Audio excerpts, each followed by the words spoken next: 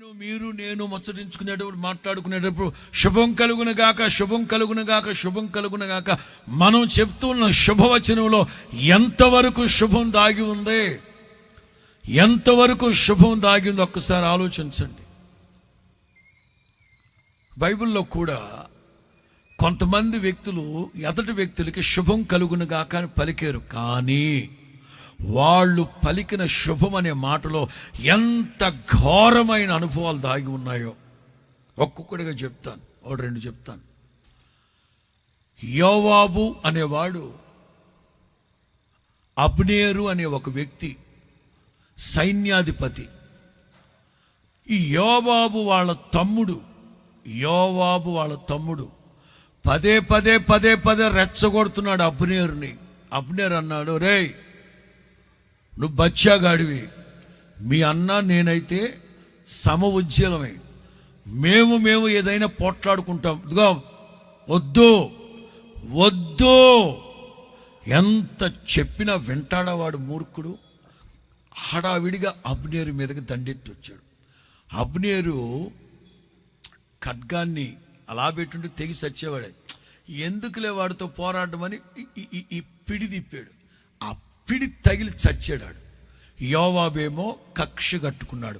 అభం శుభం వెళ్ళిన నా తమ్ముడిని, అభం శుభం తెలియని మా తమ్ముడు చంపేస్తావురా అబ్నేరు కానీ వెళ్ళాడు. అదిగో అబ్నేరు ఆశ్రయపురంలో ఉన్నాడు. ఆశ్రయపురానికి ఇంత దూరం వరకు హాని చేయకూడదు.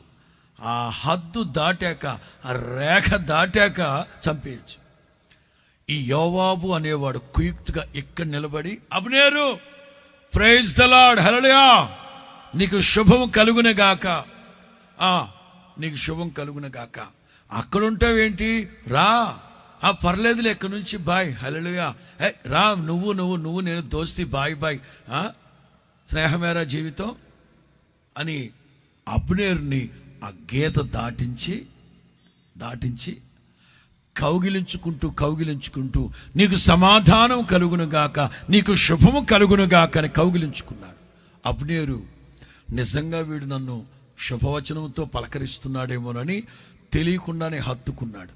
ఏం చేశాడు యోవాబు అనేవాడు, కత్తితో పొడిస్తే కడుపులో పేగులు కిందకి జారిపోయినాయట, పడిపోయాట.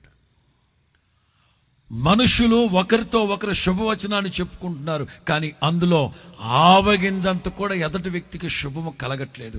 ఈ క్రిస్మస్, గ్రాండ్ క్రిస్మస్ శుభవేళ నేను మీతో చెప్తున్నాను, యేసు నామములో ఇది మొదలుకొని మీకు శుభము కలుగును గాక, మీ కుటుంబాల్లో శుభకార్యాలు జరుగును గాక, శుభవచనాలు మీరు విందురు గాక, శుభకార్యాలు మీరు అనుభవించుదురు గాక. ఇంకా చెప్పనా, గురువారం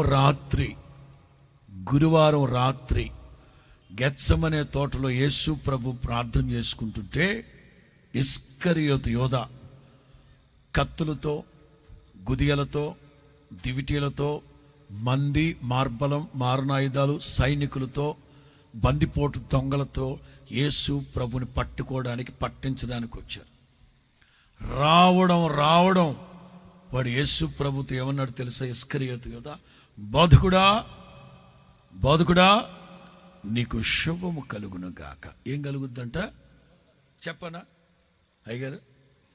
ఇస్కరియోతు యోధ గెత్సెమనే తోటలో పలికిన శుభవచనం, అది శుభమా? ఏం చేయడానికి వచ్చాడు అతను? ఏవి చేయడానికి వచ్చారు? మన ఆరాధ్య దైవమైన యేసు క్రీస్తుని ప్రభుత్వానికి అప్పచెప్పడానికి, క్రీస్తు విరోధులకి, మతోన్మాదులకు అప్పచెప్పడానికి వచ్చి నీకు శుభము కలుగునుగాక.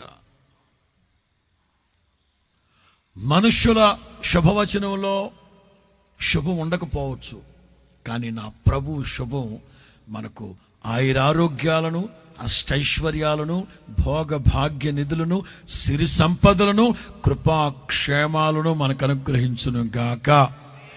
ఏమిటా శుభవచనం? స్త్రీలలో నీవు ఆశీర్వదించబడిన దానవు, యెహోవాదేవుని దృష్టికి కృప పొందుకున్న దానవు. ఏమిటా శుభం? మీకు ఇంకా చెప్పాలంటే ఈస్టర్ రోజు ఉదయాన్నే యేసు క్రీస్తు తానే వారిని ఎదుర్కొని మీకు శుభము కలుగునుగాక అని యేసు ప్రభువే వారిని ఎదుర్కొని వారికి శుభవచనాలు చెప్పారట. నా ప్రభు చెప్పిన శుభవచనంలో ఆశీర్వాదం ఉంది, ఆరోగ్యం ఉంది, ఐశ్వర్యం ఉంది, సమాధానం ఉంది, జీవం ఉంది, సమృద్ధి జీవం ఉంది, నిత్య జీవం ఉంది, లాంగ్ లైఫ్. దేవునికి మహిమ కలుగును గాక. దైవ జనాంగమా, ప్రజల యొక్క పద్ధతులు, బంధువులు, మనకు సరిపోయిన వాళ్ళందరూ, వీళ్ళందరి నోట ఒకవేళ అశుభం ఉందేమో కానీ దేవదూత నోట మొట్టమొదటగా శుభవచనం. ఏమిటి ఆ శుభవచనం అంటే, ఆశీర్వచనం ఏంటంటే, మరియమ్మ తల్లి అడుగుతా ఉంది, ఇది ఎలా సాధ్యం, ఇది ఎలా సాధ్యం? దేవదూత నోట నుంచి వచ్చిన శుభవచనం ఏంటో తెలుసా? దేవునికి అసాధ్యమైనది ఏదీ లేదు. భూమి ఆకాశాలు గతించినా నా దేవుని మాటలు గతించవు. ఆయనకు అసాధ్యమైనది ఏది? శుభవచనం ఏంటో తెలుసా? ప్రభు నీకు తోడై ఉన్నాడు, ప్రభు మీకు తోడై ఉన్నారు. కన్యక గర్భవతి కుమారుని కంటుంది, ఆయనకు ఇమ్మానుయేల్ అని పేరు. ఇమ్మానుయేల్ అనే పేరుకి భాషాంతరం ప్రభు మీకు తోడై ఉన్నారు. స్తోత్రం చెప్పు గట్టిగా. జలములలో బడి నీవు వెళ్ళినప్పుడు ప్రభు నీకు తోడై ఉండును గాక. నదులలో బడి వెళ్ళినప్పుడు ఆ ప్రభు నీకు తోడై ఉండును గాక. అగ్ని గంధకాలలో కాల్చబడేటట్లు ప్రభు నీకు తోడై ఉండును గాక. సింహాల బోన్లో నా ప్రభు నీకు తోడై ఉండును గాక. అగ్ని జ్వాలలు నిన్ను కాల్చజాలకుండా ప్రభు నీకు తోడై ఉండును గాక. ఏమిటి ఆశీర్వచనం అంటే, నీకు అసాధ్యం.